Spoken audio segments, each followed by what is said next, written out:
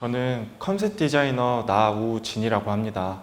오늘은 그림에 재능이 없다는 이야기를 듣던 제가 어떻게 미적 감각이 필요한 컨셉 디자이너가 되었는지 그 과정과 제가 매일 꾸준히 했던 노력에 관해 이야기해 보려고 합니다. 이 두 사진은 제가 처음 그림을 그리기 시작했을 때 그리고 지금 그리고 있는 그림입니다. 이렇게 비교하니 한눈에 변화가 많이 오는데요. 여기까지는 제 나름의 훈련 방법이 있었습니다. 오늘 스피치에서 실력 향상 비법을 공개해 보려고 합니다. 먼저 제 직업에 대해 간략히 소개해 보겠습니다. 컨셉 디자이너라는 직업을 처음 들으시는 분이 많을 거라고 생각합니다. 컨셉 디자이너는 컨셉 아트를 제시하는 직업입니다. 컨셉 아트는 영화나 게임, 테마파크 같은 곳에서 실 작업에 들어가기 앞서 그림으로 컨셉을 디자인하는 것입니다. 구체적인 예시를 들어보겠습니다. 여기 반지의 제왕에서 나오는 사우론의 탑입니다. 뾰족하게 생긴 두 개의 뿔 사이에서 불덩어리 눈알이 있는 탑입니다. 게임 월드 오브 워크래프트에는 다양한 종족과 그들의 문화가 담긴 건축물들이 있습니다. 최종 작업물을 얻기까지는 많은 단계가 필요합니다. 그중 컨셉 아트는 기획서나 감독의 요구에 맞게 그림을 그려 실 작업에 도움이 되게 방향을 제시하는 역할을 합니다. 본격적으로 그림을 그려야겠다고 마음먹게 된 일은 고등학교 1학년 때였습니다. 하지만 어렸을 때 낙서 형태로 그림을 그린 게 전부였던 제가 그림 쪽에 재능이 있을 리 없었습니다. 그때 선생님께서 아무리 재능이 있어도 꾸준히 노력하는 사람이 결국 이기게 된다고 위로해 주셨습니다. 그 말을 믿고 열심히 그렸지만 절대적인 연습량이 턱없이 부족했습니다. 많이 부족한 실력이지만 미대 시험을 치르게 되었습니다. 시험장에서 제가 본 다른 수험생들의 실력은 미대 입시라는 잡지에서 볼 수 있는 잘 완성된 연구작과 거의 차이가 없었습니다.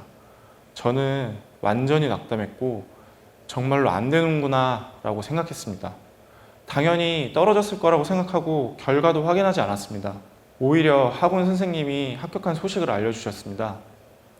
그 후에 학원에 들려 선생님께 인사하는 자리에서 선생님이 저를 처음 봤을 때 이야기를 해주셨습니다. 저를 보고는 그림을 왜 그리려는지 모르겠다. 처음 든 생각이라고 하셨습니다.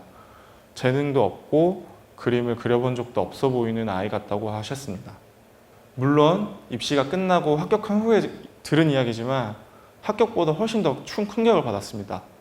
정말로 내가 재능이 눈꽃만큼 높구나 라고 느꼈습니다. 그 후로는 재능이 없다는 사실에 대해 약간 내성이 생겼습니다.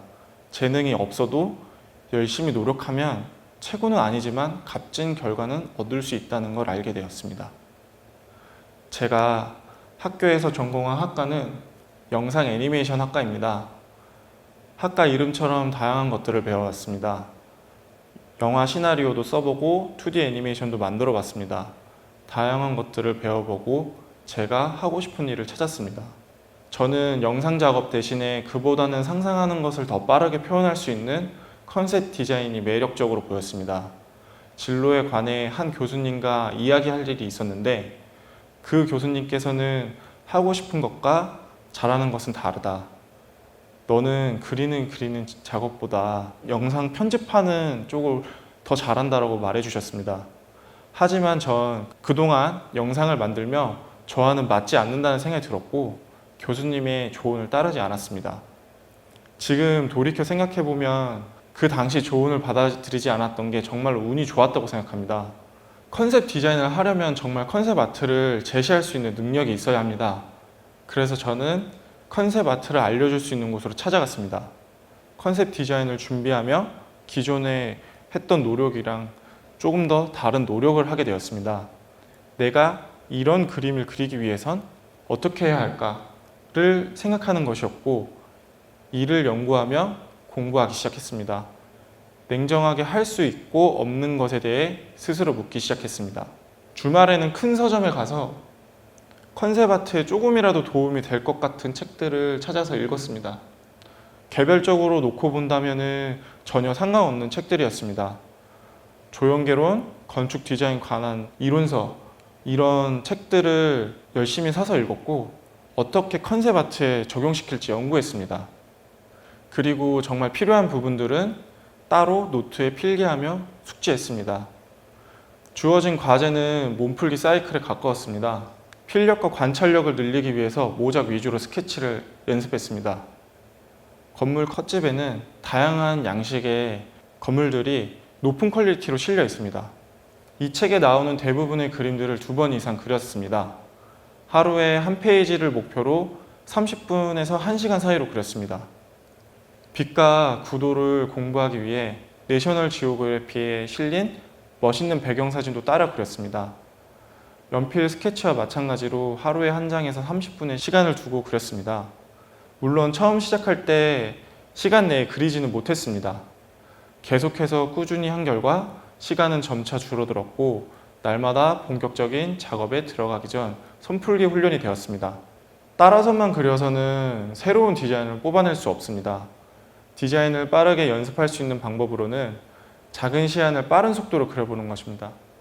지하철을 오고 가면서 남는 시간엔 손바닥만한 수첩에 작은 시안을 그렸습니다. 잠시 앉을 수 있는 시간이 있다면 바로 그렸습니다.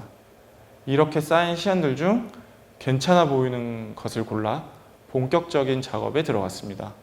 이런 훈련들은 컨셉 디자인을 준비한 시점부터 시작해서 직장을 얻고도 몇 년간 계속했습니다. 적게는 1시간에서 많게는 2시간 이상 걸리지만 본격적인 창작 작업을 진행할 때 부족한 실력을 체감하게 되면 오히려 더 많이 연습해야겠다는 생각만 들었습니다. 창작 작업에는 정답이 없습니다. 최종 결과가 나오기까지는 많은 시행착오가 있습니다. 도저히 괜찮아질 기미가 보이지 않을 때는 다른 사람들의 조언도 적극적으로 물어보았습니다. 작업 도중이라 당장 와닿지 않는 조언도 많았지만 시간이 지나고 보면 대부분 꼭 고쳐야 할 부분이었습니다. 작업물에 매몰되지 않고 객관적으로 작업을 바라볼 수 있는 가장 좋은 방법은 남들의 평가입니다. 많은 연구와 습작, 시안들, 조언들이 있어도 창작 작업은 수월하지 않습니다. 항상 뭔가가 부족하다고 느껴집니다. 아주 가끔씩 연구했던 내용과 연습했던 것이 도움이 될 때가 있습니다. 작은 성장을 쌓고 쌓아 전보단 괜찮아진 결과물을 볼 수 있었습니다. 저는 이러한 노력을 통해서 컨셉 디자이너가 될 수 있었습니다. 많은 사람들이 그림은 재능이 많이 필요한 영역이라고 생각합니다. 재능은 남들보다 더 빠르게 무언가를 익힐 수 있는 거라고 생각합니다. 재능이 있으면 조금 더 수월할 수 있습니다. 하지만 재능이 없다고 해서 아예 할 수 없는 것은 아닙니다.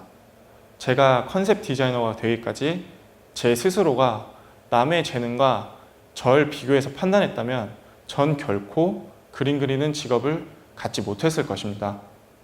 제가 부족한 재능을 메꿨던 방법은 공부와 훈련, 다른 사람들의 조언이었습니다.